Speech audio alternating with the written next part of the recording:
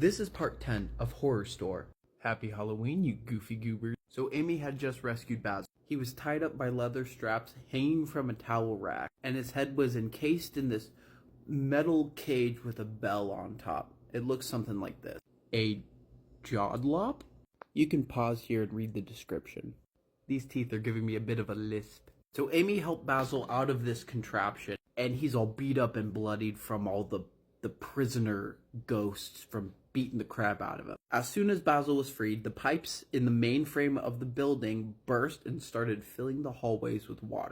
It was now a race against time. As the two of them were making their escape, they ran into the ghost of Josiah Wardenworth, the ghost that had possessed Carl's body. He's just like, what you guys doing? You can't leave. And the both of them looked at Josiah and they're like, why are you doing this? And of course, Josiah went on this long monologue about how he hated laziness, and the only way to survive in this world is to work. When Josiah was alive and acted as a warden, he locked all of the prisoners in the basement of the prison as punishment. If they didn't work hard enough to his liking, he was pissed, and he would work them to blood and bone.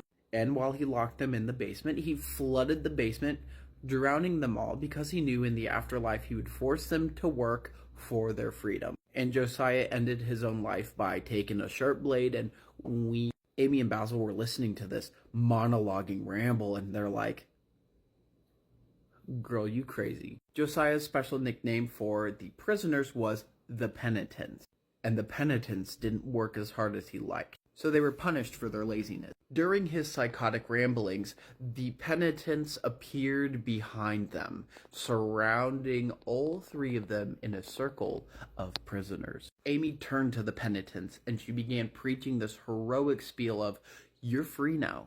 You guys are dead. You don't have to work for this man anymore. You guys can leave. And of course, Josiah's like, no, you work for me. I hold the key to your freedom. And the Penitents weren't having it. They were already dead, and they're like, you know what?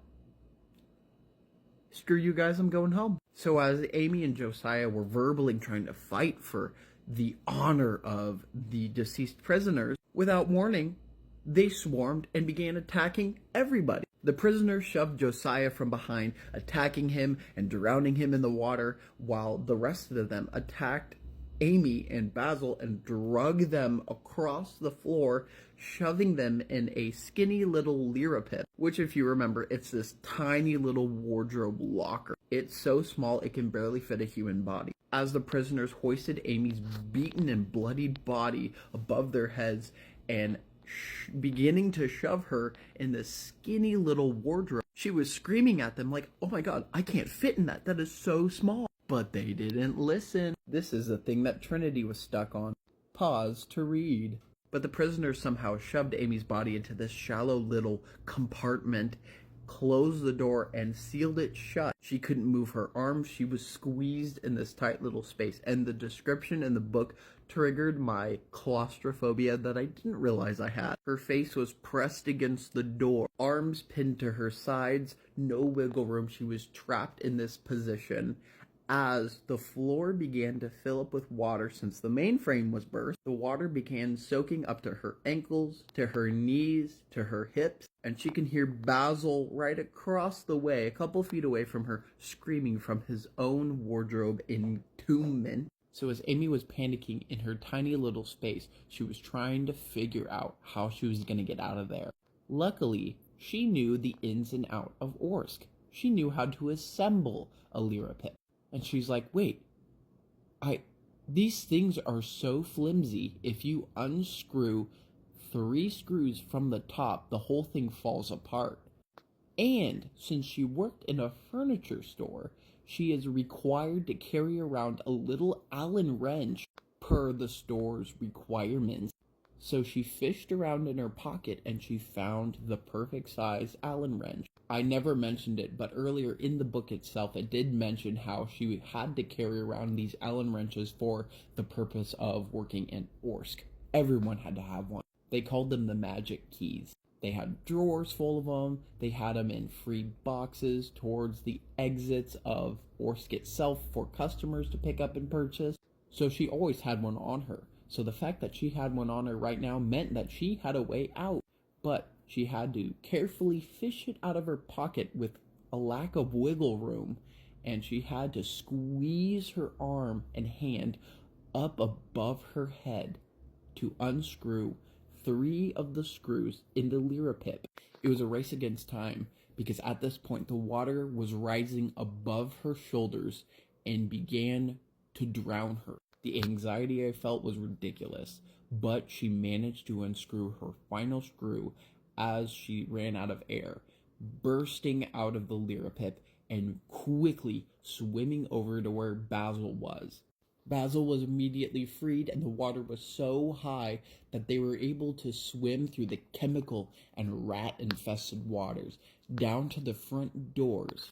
Amy snagged a fire extinguisher from the wall, and she bashed out the front windows. Amy and Basil were suddenly sucked out of the broken window, and thousands of gallons of water rushed out after them.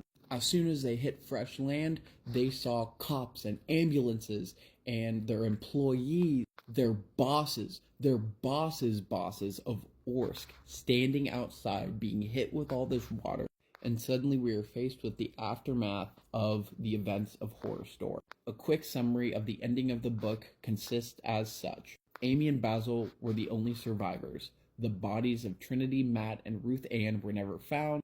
Orsk was damaged beyond repair, and the store was torn down right after. The company itself still thrived, so right now the owners of Orsk were in damage control. The media was going to be up their butts about what had happened in Orsk. So Amy and Basil were offered paid promotions for desk duty at the Orsk CEO office. Amy knew that this was a hush method to prevent them from talking about what had happened, because in their contracts, it stated that they were not allowed to talk to the media at all about what had happened that night. They created the false narrative that there was a water main break and that things were damaged in Orsk. That specific store in Cuyahoga County could no longer run. So Amy turned it down, and she became very depressed. She lived with her parents for about 1.5 years before pursuing another job. She started isolating, and it really hit her hard that she couldn't save her friends. In the location where Orsk used to be, a new giant warehouse facility similar to Orsk is a place called Planet Baby. It's a baby and parenthood type of store for new parents. It sold furniture, toys, everything you needed to be a new parent, and Amy ended up applying to find out Basil also worked there, always. So they reconnected. Basil was already a supervisor, he had his position back, and they kind of reconnected on a positive level. They became best friends. Well, both of them decided that they only got the job to hide at the store after hours to hunt for the Beehive and their friends. The book ended as their shift closed and they began their night searching method to find Ruth Ann, Trinity, and Matt. And that is the end of Horrorstör by Grady Hendrix. You ask and you shall receive. The next book I'm going to do is Gone to See the Riverman by Christopher Triana. Bye bye, Bing Bee.